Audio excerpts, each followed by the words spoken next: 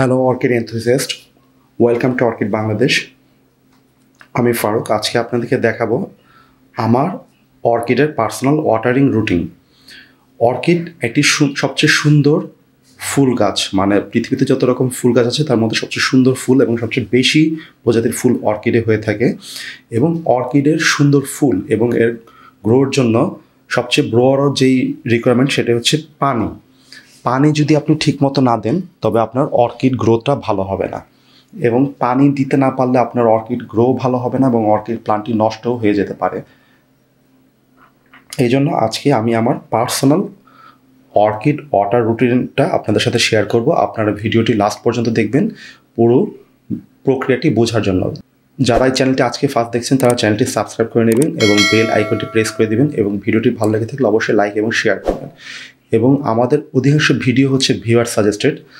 আপনারা যদি কোনো বিষয় সম্বন্ধে জানতে চান বা কোনো ভিডিও দেখতে চান তবে অবশ্যই আমাদের ইউটিউব কমেন্ট বক্স অথবা আমাদের ফেসবুক পেজ অথবা গ্রুপে লিখে জানাবেন। আমাদের ফেসবুক পেজ এবং গ্রুপের লিঙ্ক ডেসক্রিপশন বক্সে দেওয়া থাকে এবং ভিডিওতেও দেওয়া থাকবে। শুরু করছে আজকের পর্ব। প্রথমে হচ্ছে আপনার অর্কিডের চাহিদা বোঝা। আপনার অর্কিডটি বোঝা মানে অর্কিডটি কী টাইপের। প্রথমে বুঝতে হবে যে আপনার অর্কিডটি কী ধরনের অর্কিড। বিভিন্ন ধরনের অর্কিডে বিভিন্ন ধরনের পানির রিকোয়ারমেন্ট আছে। যেমন ফেলেনপসিস অর্কিডে পানির রিকোয়ারমেন্ট একটু বেশি, যদি অনেকে বলে কম, কিন্তু এখানে একটু বেশি, কারণ ফেলেনপসিস অর্কিডে এই ধরনের প্রেসিডো বাল্ব নেই পানি ধরে রাখার জন্য।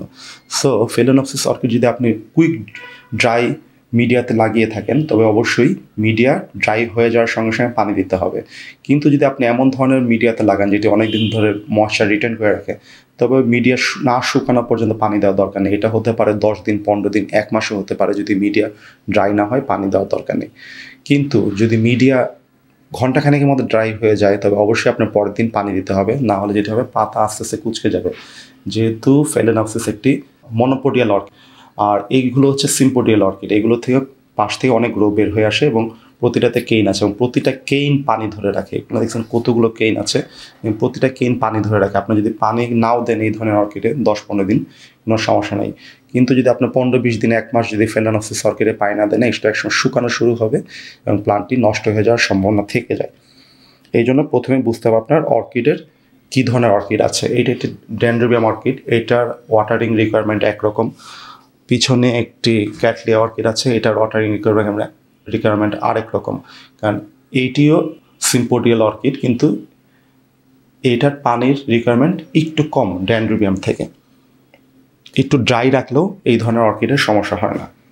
এখানে একটি অনসিডিয়াম শেরি বেবি অর্কিড আছে, এটার ওয়াটারিং রিকোয়ারমেন্ট আরেক রকম। আপনারা অনেকে হয়তো জানবেন বিভিন্ন ধরনের অনসিডিয়ামের ওয়াটারিং রিকোয়ারমেন্ট বিভিন্ন ধরনের। যেমন অনসিডিয়াম ব্রাসিয়া যে অর্কিডগুলো আছে সেইটার ওয়াটারিং রিকোয়ারমেন্ট এটার কাছাকাছি না।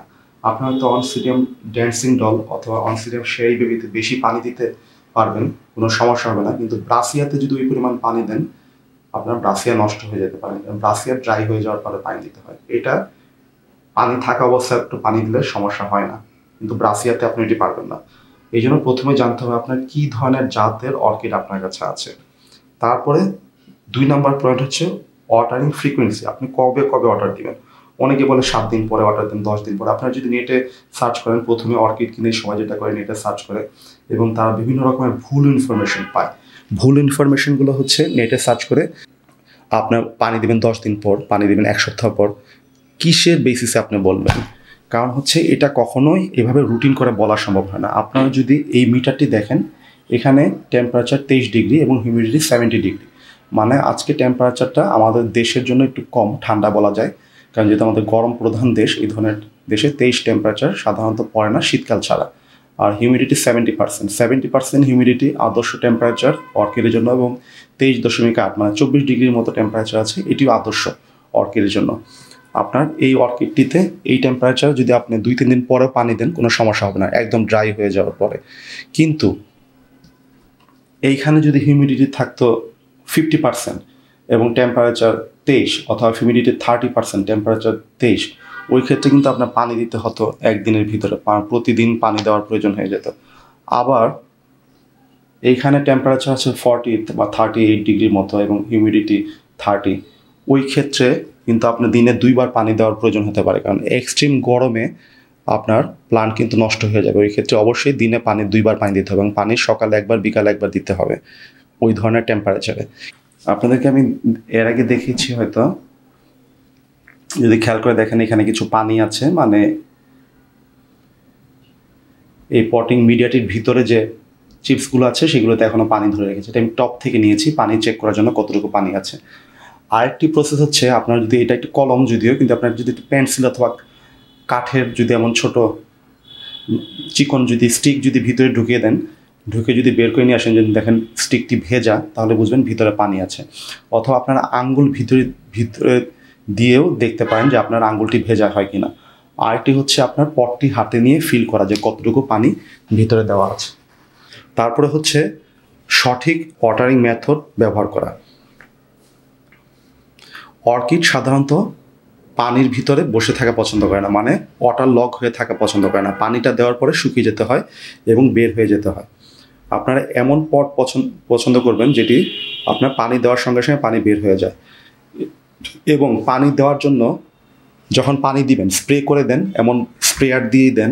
আপনারা একটা স্প্রেয়ার দেখতে পাচ্ছেন, এমন স্প্রেয়ার দিয়ে স্প্রে করে দেন বা যাই করে দেন, বা অথবা আপনারা যদি হোস পাইপ অথবা মগ দিয়ে ঢেলেও দেন, তবে চেষ্টা করবেন মিনিমাম 15-20 সেকেন্ড ধরে পানি দেওয়ার জন্য, এবং যদি সম্ভব হয় 1 মিনিট ধরে দেওয়ার চেষ্টা করবেন, কারণ যত সময় ধরে পানি দিবেন আপনার পটিং মিডিয়াগুলো অত ভালো মতো সোক হওয়ার মানে পানি ধরে রাখার সম্ভাবনা থাকবে।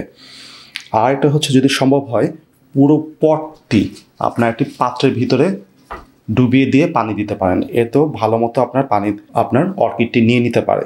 তারপরে হচ্ছে 4 নম্বর হচ্ছে রাইট ওয়াটার নির্বাচন করা। মানে হচ্ছে এমন পানি দিতে হবে যেটি রুম টেম্পারেচার, মানে শীতকালে আপনার খুব ঠান্ডা পানি দেওয়া যাবে না, আবার খুব গরম পানি দেওয়া যাবে না, যেটি রুম টেম্পারেচার এই ধরনের পানি দিতে হবে।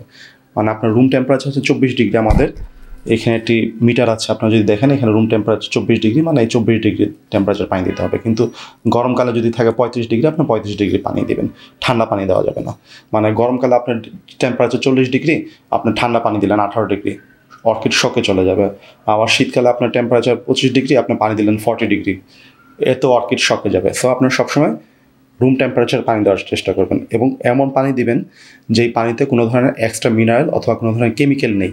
যেমন হচ্ছে আপনার রিভার্স অসমোসিস পানি, অথবা দিতে পারেন আপনার বৃষ্টির পানি কালেক্ট করে, অথবা আপনার একটা কাজ করতে পারেন, আমাদের যে সাপ্লাইয়ের যে পানিটি আছে এইটি কালেক্ট করে বালতিতে রেখে দিতে পারেন ওভারনাইট, এবং পরের দিন সকালে উপরে পানিটা দিতে পারেন। চেষ্টা করবেন অবশ্যই হার্ড ওয়াটার অথবা কেমিক্যালযুক্ত পানি অ্যাভয়েড করার জন্য। 5 নম্বর হচ্ছে ভালো ড্রেনেজযুক্ত পট ব্যবহার করা। আপনারা যদি আমাদের পটগুলো দেখেন এটা পুরাটাই স্লটেড পট, আমরা এগুলোকে বলি স্লটেড পট। এটা পুরাটাই ড্রেনেজ, সো এখানে পানি ধরে রাখার কোনো সম্ভাবনা নেই, পানিটা বের হয়ে যাবে। নিচে দিয়ে অনেকগুলো ছিদ্র আছে, পুরাটা দিতে পানি বের হয়ে যায়। আর যদি আমাদের মাটির পট দেখে থাকেন, এখানে মাটির পট আছে, এটাতেও অনেকগুলো ছিদ্র আছে এবং নিচেও ছিদ্র আছে। আপনি যদি খেয়াল করে দেখেন ছিদ্র চারদিকে ছিদ্র আছে, ড্রেনেজ আছে, পানিটি বের হয়ে যাবে। সো আপনার এমন পট সিলেক্ট করতে হবে যেটিতে প্রপার ড্রেনেজ আছে, পানিটি বের হয়ে যায়। এই সবগুলো টিপসই হচ্ছে আমার পার্সোনাল টিপস, কিন্তু আপনার এরিয়া আপনার অর্কিডের উপর বেস করে এটিকে কাস্টমাইজ করতে হতে পারে। আপনার যদি টিপস ভালো না লাগে তো আপনার ফলো করার দরকার নেই। আপনার যদি মনে হয় এটি দিয়ে আপনার কোনো ক্ষতি হচ্ছে বা ক্ষতি হওয়ার সম্ভাবনা থাকে, তবে আপনি অবশ্যই এটি ফলো করবেন না। যদি আপনার ভালো লেগে থাকে তবে অবশ্যই আমাদের চ্যানেলটি লাইক এবং সাবস্ক্রাইব করবেন, এবং ভিডিওটি শেয়ার করার চেষ্টা করবেন আপনার ফ্রেন্ড এবং ফেলো গ্রোয়ারদের সঙ্গে। আজ এই পর্যন্তই, ফিউচারে আবার নতুন ভিডিও নিয়ে আপনাদের সাথে দেখা হবে। ধন্যবাদ।